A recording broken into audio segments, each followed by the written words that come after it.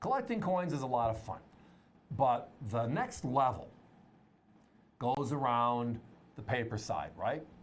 And problem is finding it because it's paper. And if you look at our history, over 100 years ago, we had some ornate, big, giant notes. They call them saddle blankets. Well, tonight, we have the last one ever made. That was 1923. Big George is on it. And then and again, that will correct the third line. It's not 923 Washington. It's 1923. There we go. Thank you. The small size note, the way we have it in our pockets, right? Started in 1928. This is the last of those super-sized notes. The big blue, which is silver certificates, and look at our price, $79.95. It is a beautiful note, hand-selected circulated note, and it's priced, wow.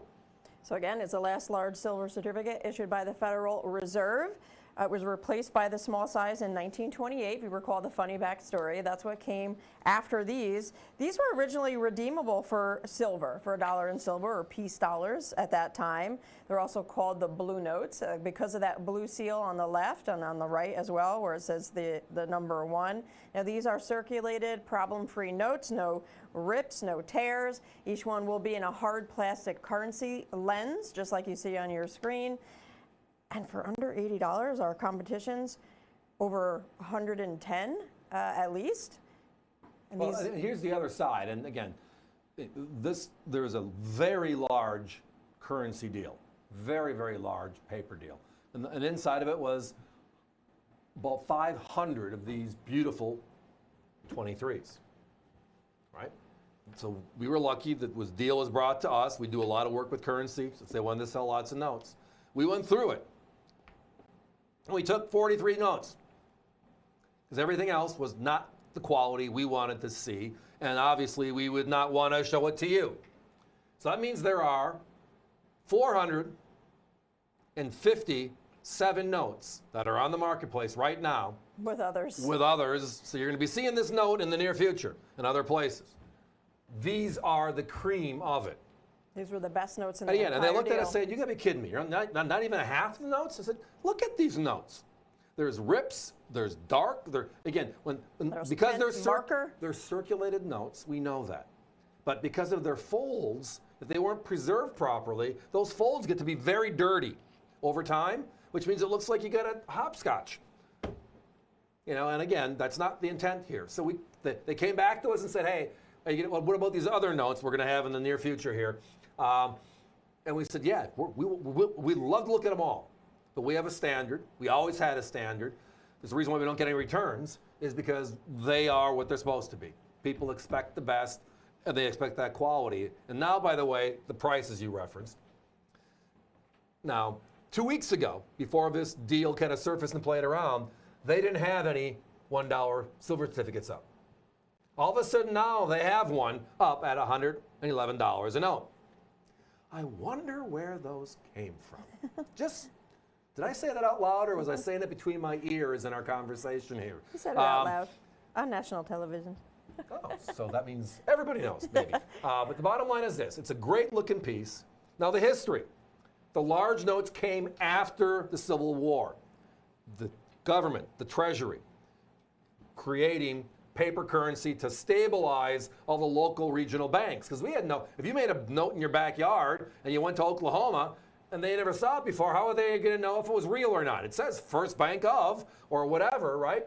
So we nationalized the currency. There are only 4 large-size $1 silver certificates. The 86 Martha, go figure, Martha Washington's on our first silver certificate. Then you have 1896 Educational, which had Martha and George on the back. Then you have the 1899, that beautiful black eagle, which also had Lincoln and Grant on it, usually nicknamed the Lincoln and Grant note. And then this one, the end of the era. George, 1923. A silver dollar from 1923. What do they go for, right? What do they sell for in the marketplace?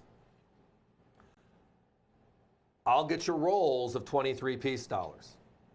As I referenced, we went through 500 notes to find these 43 we have in the show tonight. Different animal. different animal. Great place to be, however, because it's a great part of history. I mean, and I understand the reason why they made this stuff. Think about it. You go to the bank, you give them $5 silver, and they give you 5 $1 silver certificates. You put it in your pocket, and you go travel across the country. You don't have to have all this clinky stuff, right? So if you want to carry $50 in currency, well, at this time, we traded with precious metals.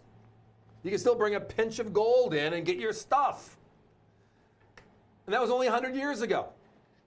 So it's kind of a unique storyline, but tonight it's the best because the quality is there and the price is there. Yep. We got to put a 30-second clock up, please. Many, very, very difficult to find, but we already referenced, we went through over 400 notes to find just 43 of these to bring out to you tonight.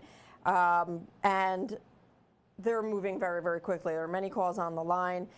Many of them were also collected and destroyed. Like Steve just referenced, when you went into the bank and you redeemed them, they were collected and destroyed. So what's out there in the world, well, these are the... That's a great point. We'll spend an extra second talking about that. Because in 1928, they made a smaller version. It was still worth $1. So you went into the bank, you gave them the big one, they gave you a small one, and they destroyed it. 1963, they pulled silver certificates, all sizes, which means if there were anything left, it was destroyed again. So the chances of having any of these survive is the storyline. And we know they're not. And if they are, well, they don't look this nice, do they? Give us a call.